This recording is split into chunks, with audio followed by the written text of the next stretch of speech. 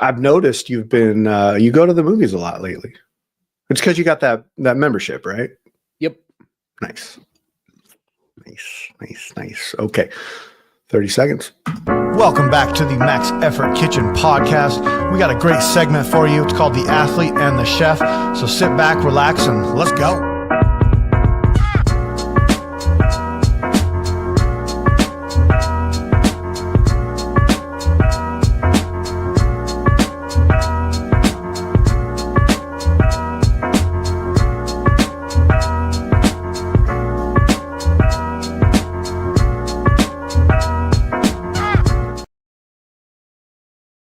All right, welcome to the Max Effort Kitchen podcast. Everybody, and including you, Cornell, bear with me a little bit. I don't know if the internet's slow today or what, but it might be. Yeah, we might see something there. Also, I just rehooked up all my stuff, so that everything seems to be working okay. Cool. so just if something pops off a little weird, just let me know. Okay. But seems to be good for now. Again, the system has all these new features that are coming through that I'm like, yeah, I don't need those. I was going to say, did you ask for all these features? No, I did not. Did you ask for your phone to look like glass? That I did not.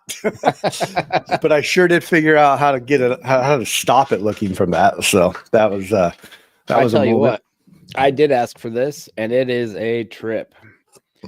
My phone is now. I read/listened to a book. My phone is 100% in black and white now. Yeah, dude. Okay, Jackson does that, dude. What do you like it? I remember you talking about this, and it's to kind of limit the screen time. It's to make it less appealing. So I bought a book, and I also listened to the book because I figured I might as well own it too. It's not that expensive to buy, and I always do better when people read to me rather than I read. Dude, I'm with you on that. Yeah, and you can also do like 1.3 speed, and I'm more of like a 0.7 reader. Okay. So it takes me forever to read. Yeah. I mean, and it was called, I think it's called The Warrior's Garden, and it was pretty much written by this guy who he invented the YouTube app prior to YouTube having an app. Okay. So he created one 4 years before they did it. You could only watch YouTube on like the computer, a desktop. So he created an app for it. So he's into that stuff, and he was pretty much just starting to realize how much of your time is wasted and how much is just being sold. Like if it's free, you're the customer or you're the product. So they're selling you to all these other people, and the average YouTube video is about 15 minutes long. It could be summed up in less than 2 minutes, but he goes into detail about all the little tactics that they do to keep people engaged, and it shows up so that they're on longer and all this kind of stuff. And he's like, I just realized that I'm addicted to it.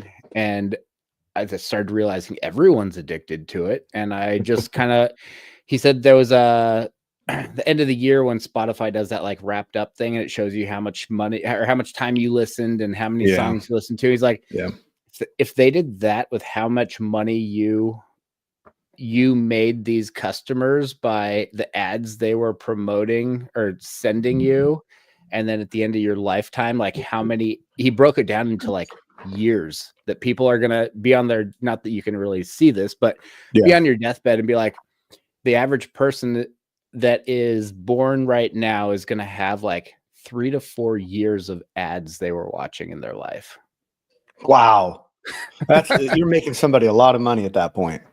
And I'm like, I've been kind of over a lot of this for a long time. So I'm going to do a couple of these little steps. I deactivated Instagram until I go out to Tennessee in about 5 weeks. Nice. I switched it to black and white, and I tell you what, you grab someone's phone or you see something that's in color and you're just like, oh my God. So that's cool. I don't know. Now, mind you, I don't think my son did it for the same reasons, but his is black and white. And I've always like, that's interesting. And he has different icons too. I don't know if your icons change or not, but you can. My son did all that, and I hated that so much. I was like, I don't understand this. But well, that's interesting because I mean, we're in an era of screen time being like two sides of the pendulum. So it's like on one side it is really bad. On the other side, it's like how kids are learning these days, coming up in elementary school with no homework and only iPads.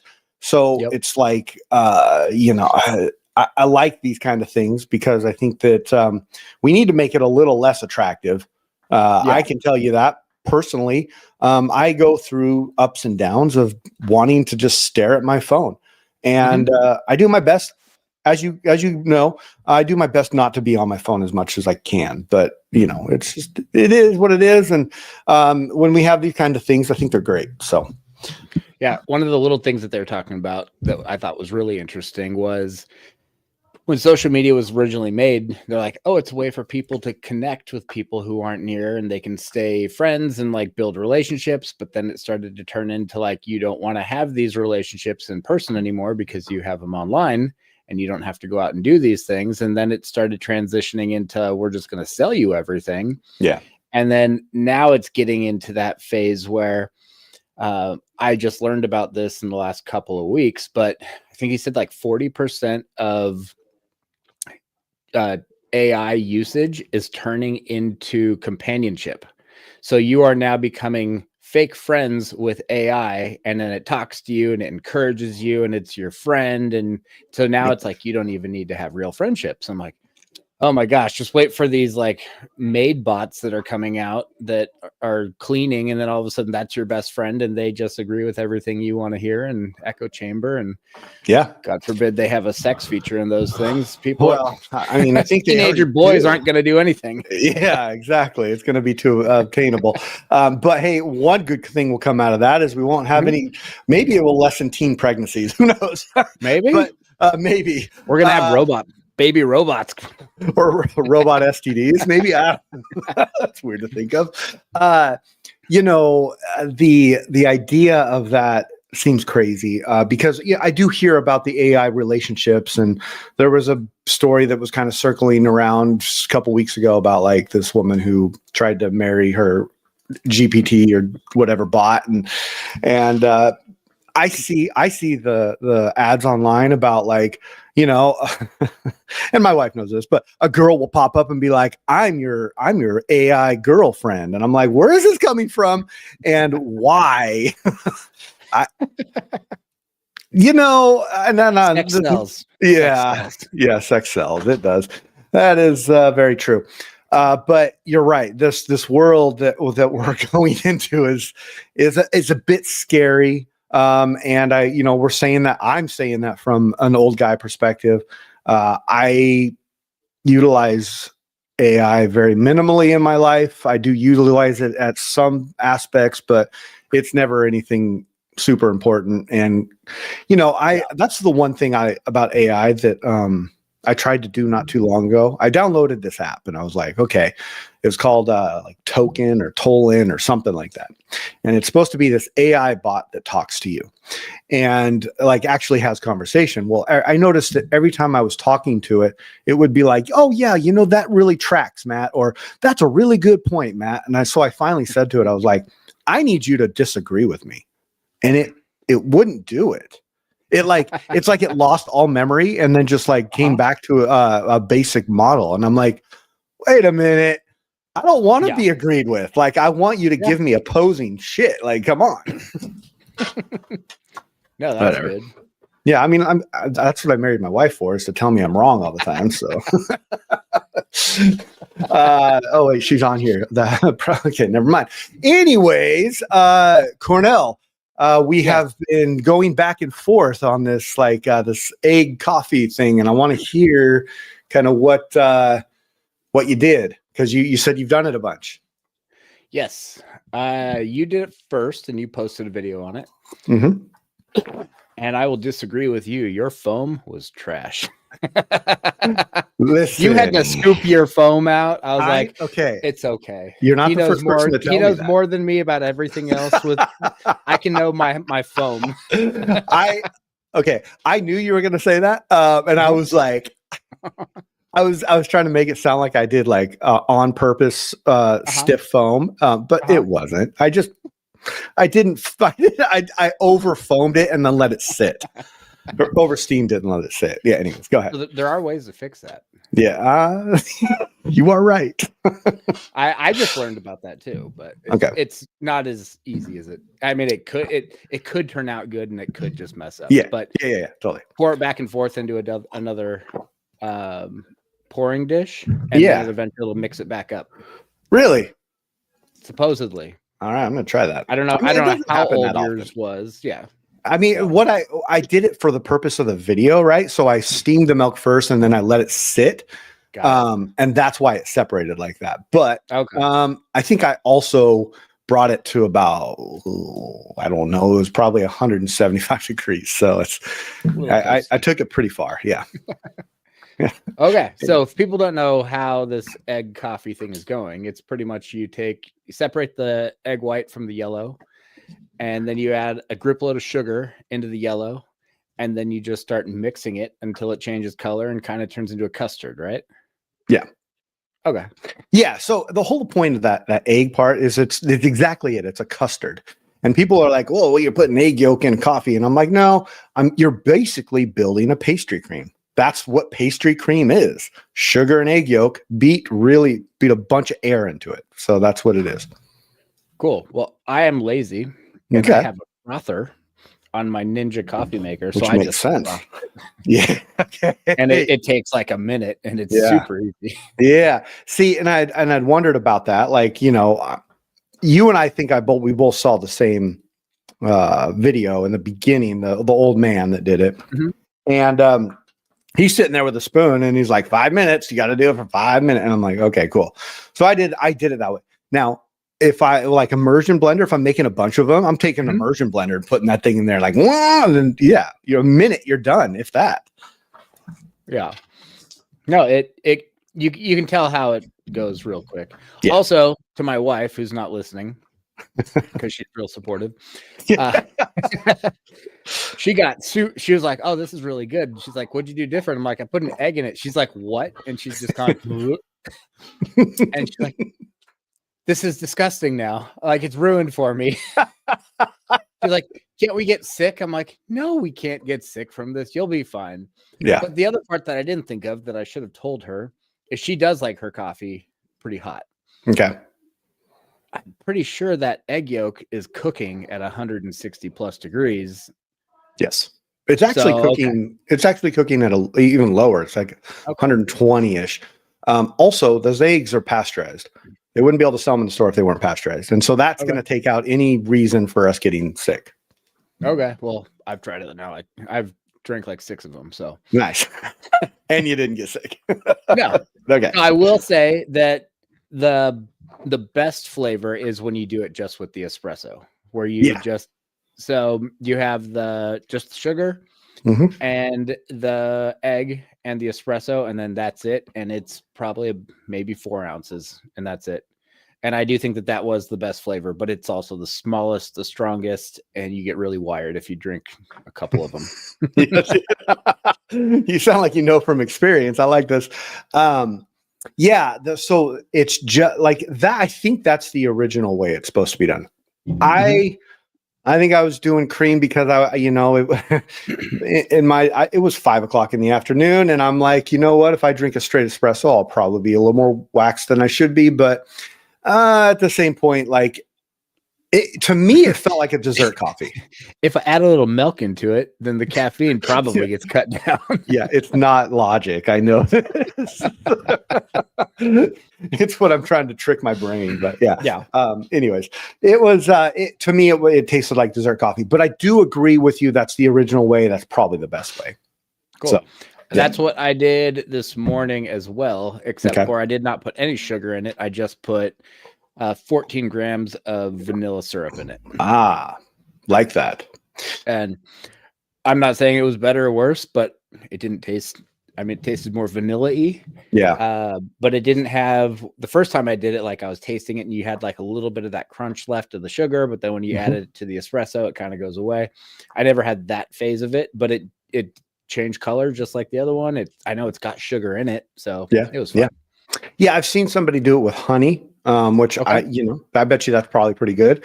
But I've also, what was the last one? The last one I've seen, which I'm really interested in, this is where they were using an espresso, that's the stovetop ones. Mm-hmm. Okay, so they were using like a percolated, one of those guys.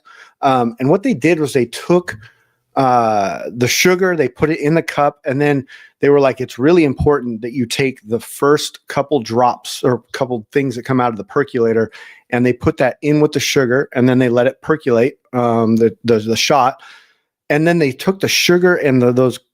I mean, it was probably a teaspoon worth of a drop, and they just mixed that up. Okay. Really, really like mixed it up. But again, I would say an immersion blender or your frother or something that's not a spoon, so you're not like sitting there doing it for an hour. But it turned it into this very thick liquid sugar, basically. Okay. And then they dropped the egg yolk in there, and then they put the coffee. So all about just building, right? Just different ways to build it. Did you notice any, like, you've done it 6 times now, so and 6 different times. Are there major differences in how you build it? Not really. Yeah. I think that it's the one I made for my wife was the second one I did, because I did one like right before. Mm-hmm. And I liked it. I did that one just kind of like a typical latte, and it wasn't nearly as noticeable. Like, she was just like, this is good. And I was like, do you want me to make you something different? And she's like, I don't know. Sure. And I've just kind of got to learn to never tell her how I make things anymore.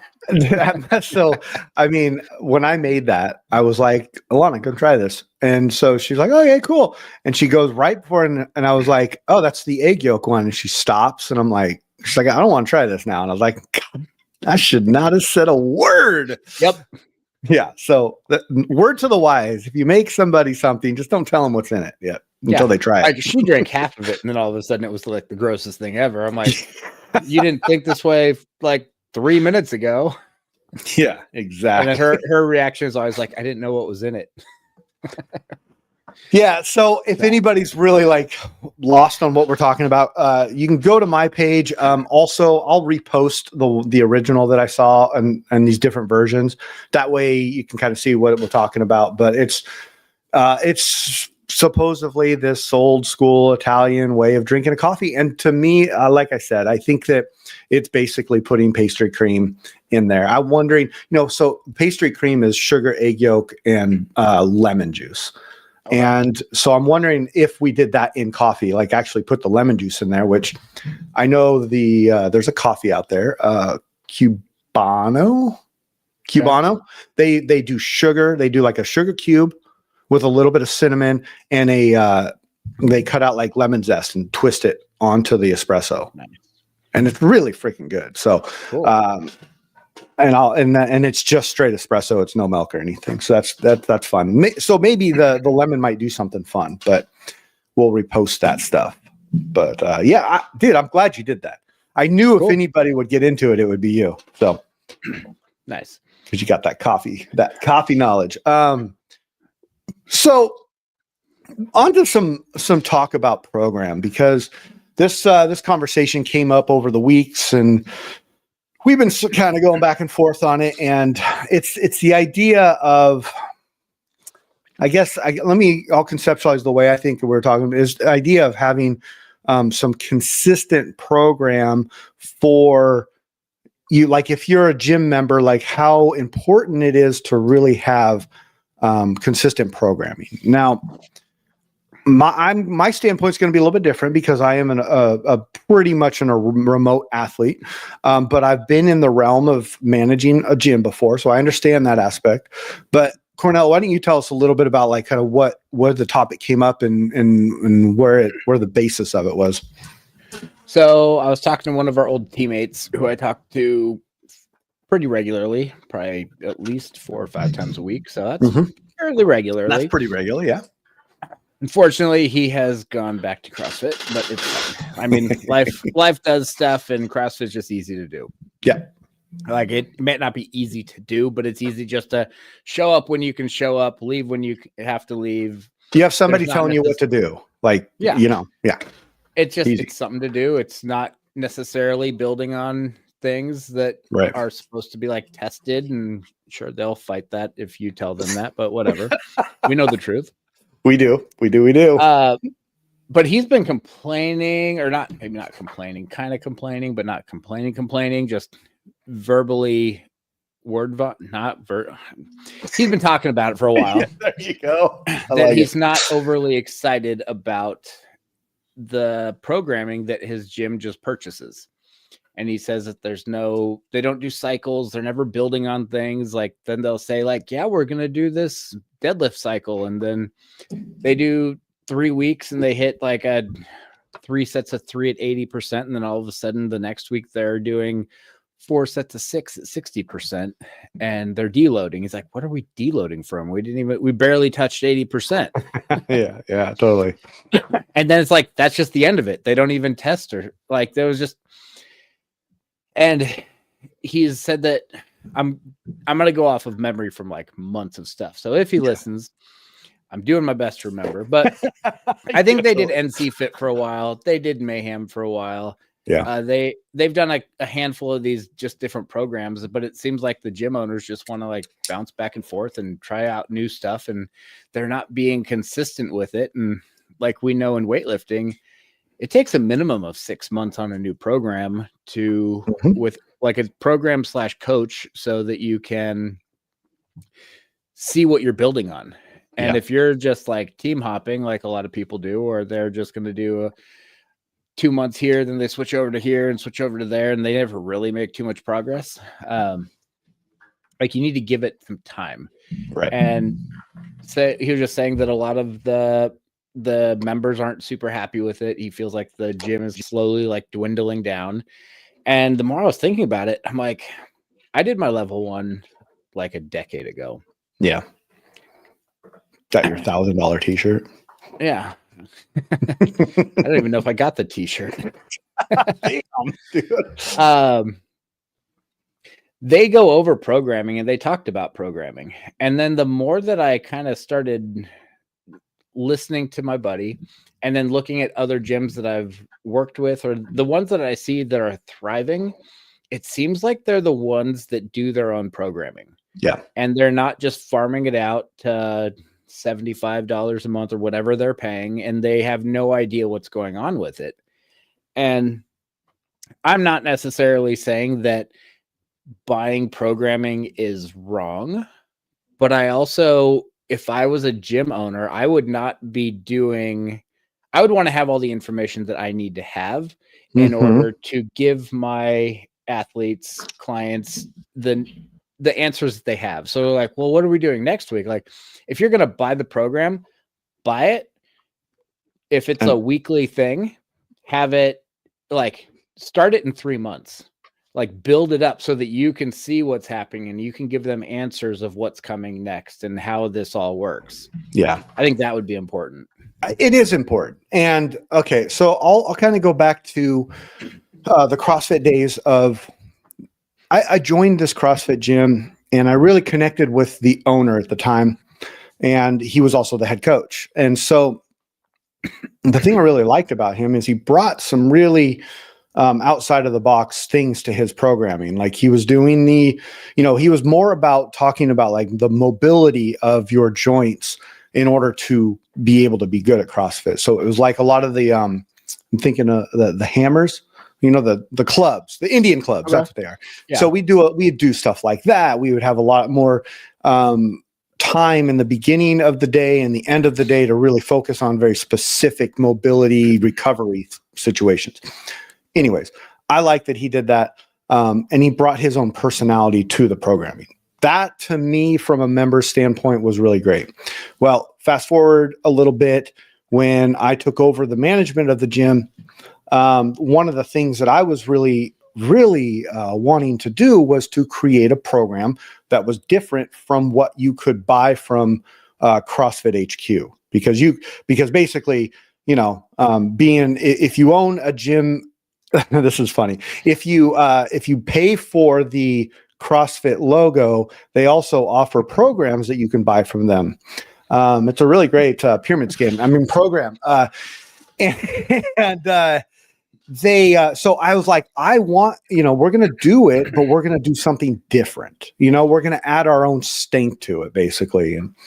And the gym, the members really, I think they liked it.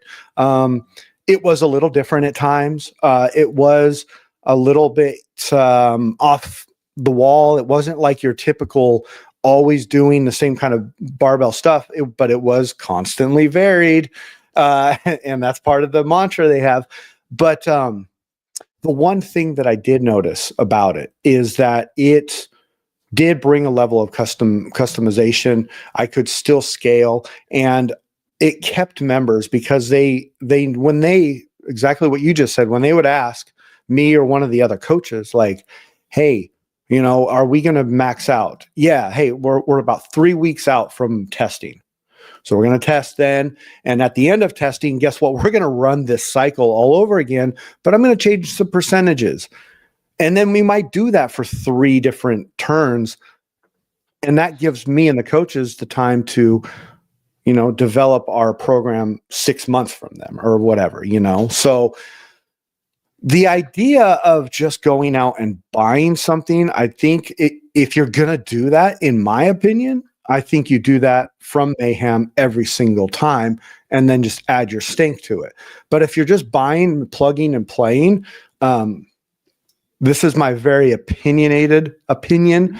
You're being lazy as a gym owner and a coach. I think that members they might not say that, but they feel it as well. Mm-hmm. So the first gym I was at when I got introduced to all of this stuff, they did probably every quarter, they did like a survey, like Survey Monkey stuff. And they asked all the members, what do you want to do? What did you like about the last 3 months? What do you wish you had? Yeah. What do you want to do in the next 3 months? Then the Open's coming up. Hey, do we want to focus on getting stuff ready towards the Open for what's probably going to be in there, which is a combination of 2 complete opposite sides of the spectrum. You're going to have your short 3 to 4 minute burners and then your 20-minute AMRAPs. And I thought that was a really cool thing that they were doing. After we left that gym, maybe roughly right when we were leaving, they were starting to get into I'm tired of doing this. I just want to pay someone else $75 a month to do that. Yeah. I feel like that's why so many of these gyms are failing, is because it's easy. It's easy to own a gym. It's hard to run a successful gym. And I think there's a lot of people, especially in the past, there's not as many because there's not as many gyms anymore, that want to be gym owners, but they don't want to run the gym. And they want to just pay someone else, but there's also not that much money in it. So then they can kind of take that cop out of I did my best, but they failed. It's not my fault. That sucks. But yeah, there's this thing called the churn rate, which is you're losing and then you gain, and then you lose and then you gain, and then you lose. In my experience, I think what I saw with the hardest part to running a gym was member retention. And in the CrossFit world, especially, and this was 2017-ish, 16, 17. At that time, there was a CrossFit. CrossFit was like Starbucks. There was one every couple corners of the block. And you're like, okay, how do I compete with CrossFit PE down here? Or how do I compete with, Ironside, who also started doing CrossFit? And, holy crap, what am I doing? And so the whole member retention at that time was really very hard. Now, I don't know the market these days. I think CrossFit has changed a lot since then. So, but I can imagine in the gym ownership that is still sits up there at the high priority of how do we retain our members? Yeah, I think another thing that I remember going through, and the next gym that we were at, there was some talk about this and that they were saying it was a bad thing, but I don't necessarily think it was a bad thing. Yeah. A lot of the members would complain about, oh, they're so cliquey. And it's like, yeah, it is true. But if you can find your niche of which clique you're supposed to be involved in, that's kind of when it would turn into, we had like the 5 a.m. crew that were the not necessarily the best athletes, but they were the most consistent. I've seen pictures from that gym and they're still there. Yeah. That was like over 10 years ago. Like half the people in the picture, I'm like, oh, I remember you guys. I used to coach you at 5 a.m. Yeah. Then there was like the 9 a.m. moms. Again, very consistent. Lots of strollers there. Then there was the early afternoon, then the late evening. Yep. But the cool part is, in that gym didn't really do, like, everyone's nice to everybody, but they also kind of did different things, like especially during the open, where it was like, it's the early AM versus the 9 a.m. versus the early afternoon versus the evening. Yeah. And then it was like, they're just battling it out.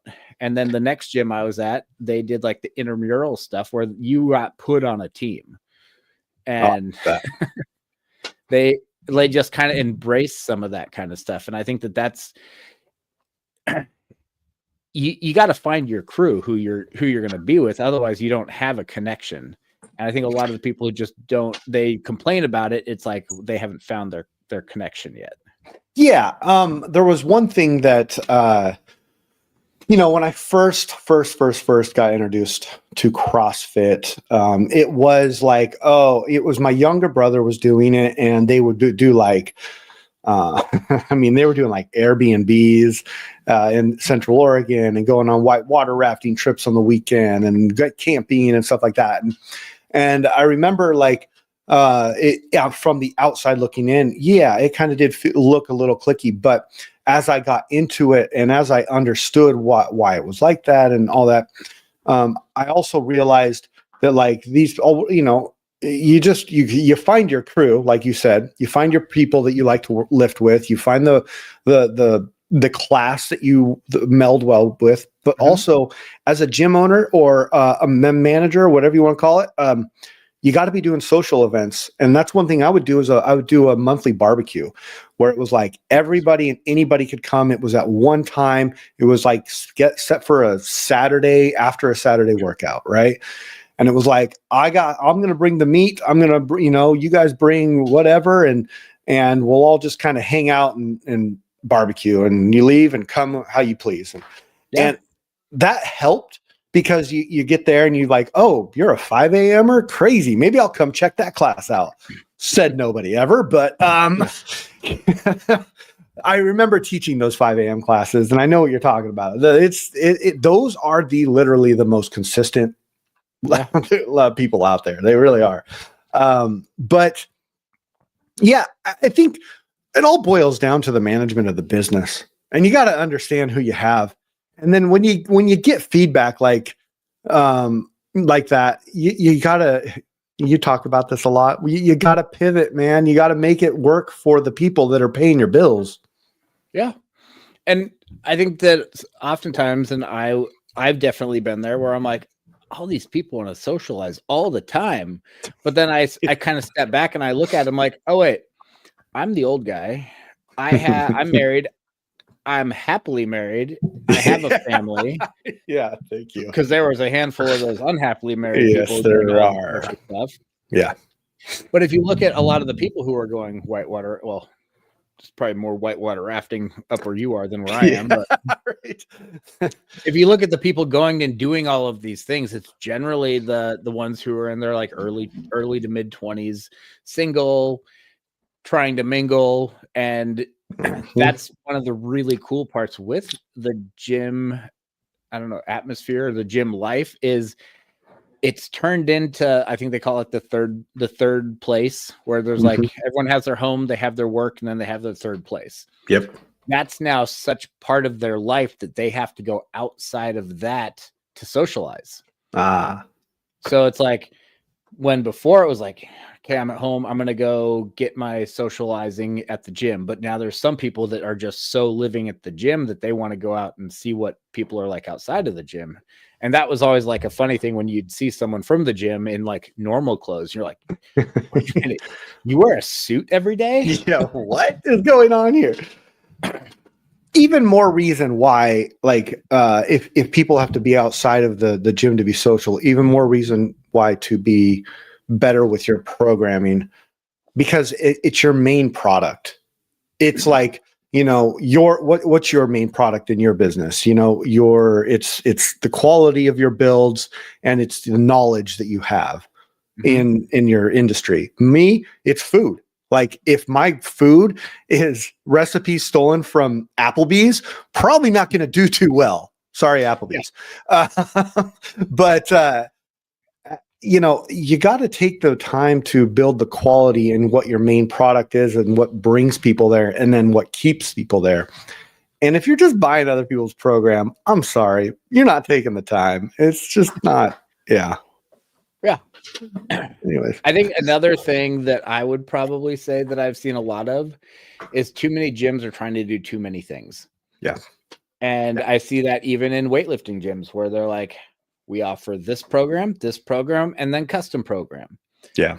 And it's like, do you really need to have, like, that's where the gym owners are oftentimes like, our gym, they offer 2 different programs plus custom. And I see how tired some of them are because they're just trying to do so much stuff. I'm like, I wouldn't offer all that.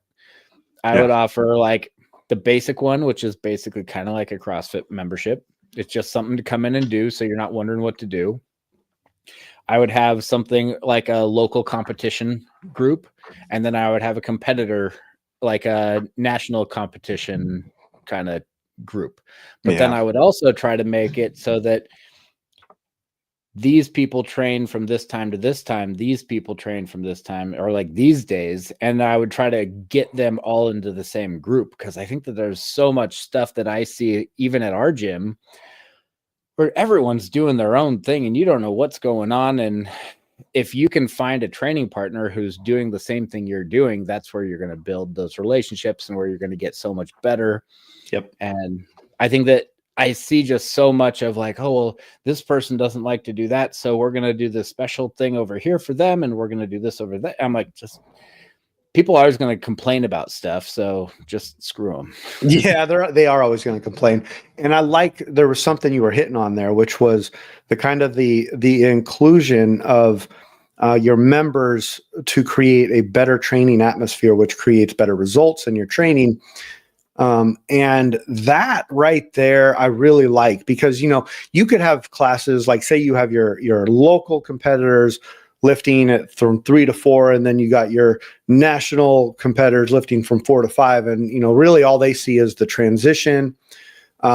Or if you have them all in the same time, then you're like, oh, that guy over there, that person, they're doing like something insane. I would never do that, blah, blah, but, if you do kind of mix it up and make it so there's more inclusion of the people, I don't know where I'm going with this. I think it's more of this, like, have people meet each other and see and lift with each other. Like, why not have the local and the national lift together? That's going to make the local better. It's going to make the national better. And then, like, next thing you know, you have a more cohesive group. Yeah, maybe you can switch some national or some locals to national lifters, and it's an upsell thing. I don't know. Yeah, I don't know. I'm kind of going back to when I did martial arts. It was like there are certain classes for different rankings, and then you could go to you could go down to a lower class, but you couldn't go up. But I thought that was kind of cool, because it was like, you went where your people were, and then if you went somewhere else, you weren't going to get as much out of it as you could, but then you were going to be the role model for someone else. And I've seen just like, I watch stuff where I'm like, you got people who are back squatting 500-600 pounds, and then you got people who are trying to hit 200 pounds. Yeah. And certain people are waiting for stuff to be available when you could just have, I don't know. I think if I opened a gym, which I'm not, but if I did, Yeah. I would be like, you have specific times that your level of training can train. Like, Right. yes, there will be like an open gym time, but then from this time to this time, that's for this set. Yeah. And then once you kind of elevate up, because that's one of the real annoying parts at our gym. They don't do it anymore, but they were having like every Saturday was a beginner class. Yeah. But then there was some people who just couldn't come in after the beginner class. So they're working out in the back and it's super distracting. And I think if I was in that situation, I'd be like, no, gym's closed right now unless you're taking this class. Yeah. I like what you're saying there. And you know what? And maybe I'm late on Mark on this one, but I notice gyms doing this a lot more where it's like we're open. I'll just use for broad sake 24/7. And in order to get into here's the app. You sign up for the class, it gives you a code, it unlocks the door. Yeah. And that right there can be I think a double-edged sword a little bit, because like you're taking people away from the classes that maybe want to lift a little bit later at night or whatever. But also what you can do with that is you can say, okay, you have to sign up for a class. And if you signed up for a class during that time, you can't go do open gym. You have to do that class. Yeah. If you don't want to do that class, then guess what? We have all these other times available that you can go and do it. But this block of time is for beginners, and that's it. Yeah. I like that. I think that, yeah, it makes sense to me. We should open a gym. We have all the answers. No, this has been a great conversation. I think that being a gym owner is hard. And that's probably what I'll come to the conclusion on. It's hard. That's why I won't do it, because I know what it's going to consist of to do it right, and I'm not willing to do that. Yeah, exactly. I don't care enough for other people anymore. I was that guy that the members bought the gym and then was like, we don't want to run it. Here, we'll pay you to do it. Yeah. And then a year and a half later, they moved to Brazil. So there you go.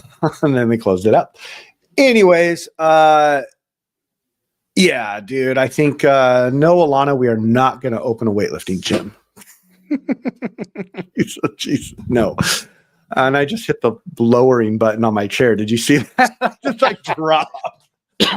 Anyways, right, I have one more thing that Yes. can just be a food for thought to think about. I like it. Food. okay.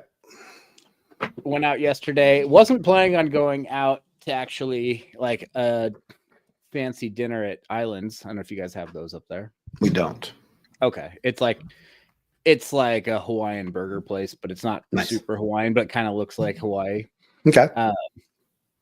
They used to be really popular like 30 years ago. Now we're like, oh my gosh, we found one. Let's go. Nice. And they had, apparently the Olympics are on, but it's the fake Olympics because there's no weightlifting in it. So we were watching that. It turns out there's a curling place. There's 3 of them in San Diego if you want to learn how to curl. Yep. I think I figured out how the Olympics should actually be run. Oh, Yes. You ready for this? yes, let's do it. The Olympics should be taken the same steps that were involved in the Hunger Games should be the Olympics, where you have to sign up between a certain age for the reaping, Okay. and they just pull people and put them in different categories just to see what that country is capable of. No professionals.